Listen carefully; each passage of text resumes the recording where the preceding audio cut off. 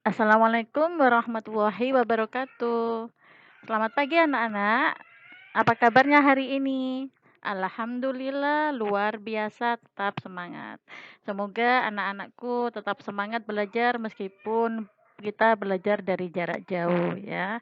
Baiklah anak-anak, hari ini bertemu lagi dengan Ibu dalam pelajaran tematik di semester 2 dan kali ini kita masuk ke tema 6 yaitu panas dan perpindahannya. Anak-anak, yang pertama kita akan belajar muatan bahasa Indonesia yaitu KD 3.3. Kali ini kita akan belajar menjelaskan cara-cara untuk memahami teks eksplanasi. Apa sih teks eksplanasi itu? Teks eksplanasi merupakan teks yang berisi penjelasan tentang berbagai peristiwa yang terjadi di sekitar kita. Teks eksplanasi disajikan harus sesuai dengan fakta. Teks eksplanasi memiliki struktur yaitu pernyataan umum, deretan penjelas, dan kesimpulan.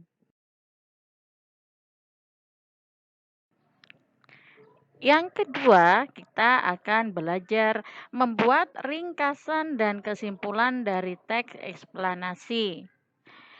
Berikut adalah hal-hal yang perlu diperhatikan dalam membuat ringkasan. Yang pertama, bacalah teks dengan saksama. Yang kedua, catatlah gagasan utama dari setiap paragraf. Yang ketiga, ubahlah gagasan utama menjadi kalimat efektif. Yang keempat, rangkailah kalimat-kalimat tersebut sehingga menjadi paragraf yang padu. Yang kelima, pastikan kamu menggunakan kosakata baku dan ejaan yang sesuai dengan pedoman umum ejaan bahasa Indonesia atau PUEBI atau PUEBI. Yang ketiga, kita akan belajar membuat kesimpulan dari teks eksplanasi. Kesimpulan dapat dibuat berdasarkan pernyataan-pernyataan yang ada. Perhatikan contoh berikut.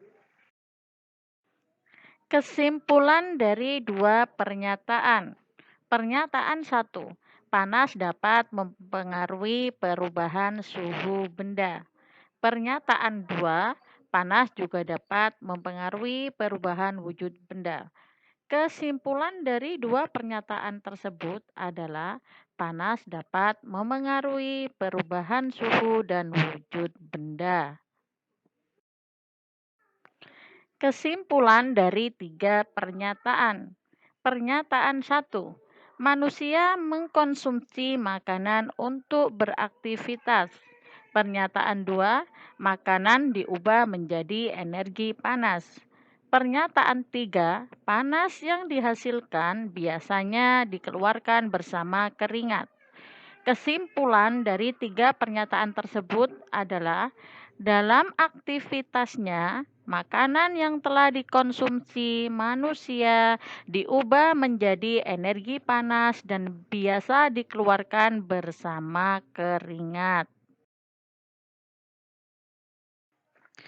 Yang keempat, kita belajar menjelaskan isi teks eksplanasi menggunakan peta pikiran. Konsep teks eksplanasi dapat dijelaskan menggunakan peta pikiran. Peta pikiran merupakan suatu cara mencatat yang kreatif, efektif, dan secara harfiah dapat memetakan pikiran-pikiran kita. Cara membuat peta pikiran. Yang pertama, tentukan ide pokok dari teks yang disajikan. Yang kedua, catatlah kalimat penjelas dari ide pokok tersebut dalam bentuk poin-poin. Yang ketiga, setelah itu barulah kamu dapat menuliskan ide pokok dan kalimat penjelas tersebut ke dalam suatu bagan peta pikiran. Yang kelima, kita akan belajar menuliskan kembali informasi dari teks eksplanasi.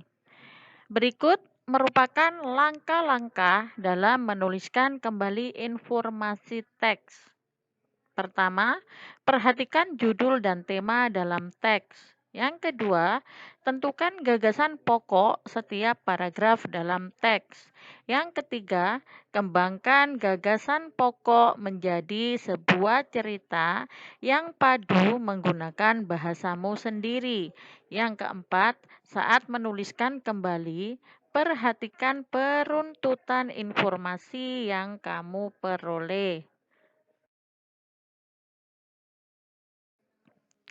Berikutnya, di pembelajaran yang terakhir, kita akan belajar tentang membuat ringkasan teks eksplanasi.